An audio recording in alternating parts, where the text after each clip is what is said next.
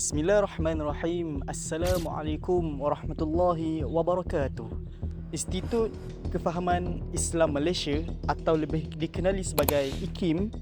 IKIM adalah institusi yang ditubuhkan pada 18 Februari tahun 1992. IKIM adalah institusi utama yang menyebarkan kefahaman Islam melalui pelbagai medium, termasuk radio IKIM FM. Melalui program radio IKIM FM, mereka menyampaikan ilmu, wawasan dan nasihat agama yang berpandukan pegangan ahli sunnah wal jamaah sebagai panduan umat Islam di Malaysia.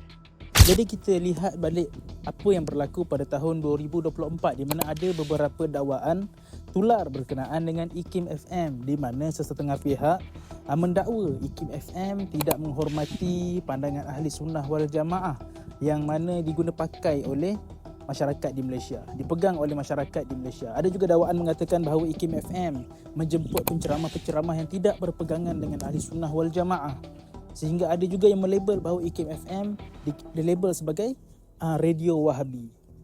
Sehingga kan pihak IKIM FM terpaksa mengambil tindakan dan membuat maklum balas berkenaan dakwaan tersebut.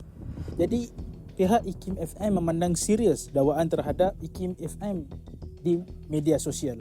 Selain itu, IKIM FM menegaskan bahawa pengurusan radio itu sentiasa menghormati perbezaan pendapat dan kepelbagaian mazhab dalam Islam selaras dengan dasar negara.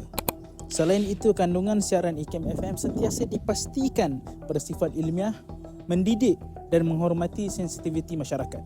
IKIM FM juga terikat dengan garis panduan, peraturan dan Akta Suruhanjaya Komunikasi Multimedia SKMM serta garis panduan hiburan JAKIM dan lain-lain untuk menjaga keseimbangan dan keharmonian masyarakat di Malaysia. Akhir sekali, IKIM FM menegaskan bahawa setiap tetamu yang diundang di radio IKIM FM hendaklah berpegang kepada pandangan ahli sunnah wal jamaah dan bermazhab Syafi'i. Walaupun berdepan dengan kritikan dan kekeliruan, IKIM tetap teguh pada prinsip ahli sunnah wal jamaah. Komitmen mereka untuk menyampaikan ilmu Islam secara sahih dan sederhana terus menjadi panduan masyarakat.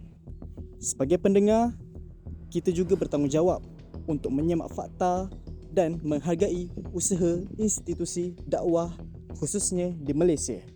Sekian. Assalamualaikum warahmatullahi wabarakatuh.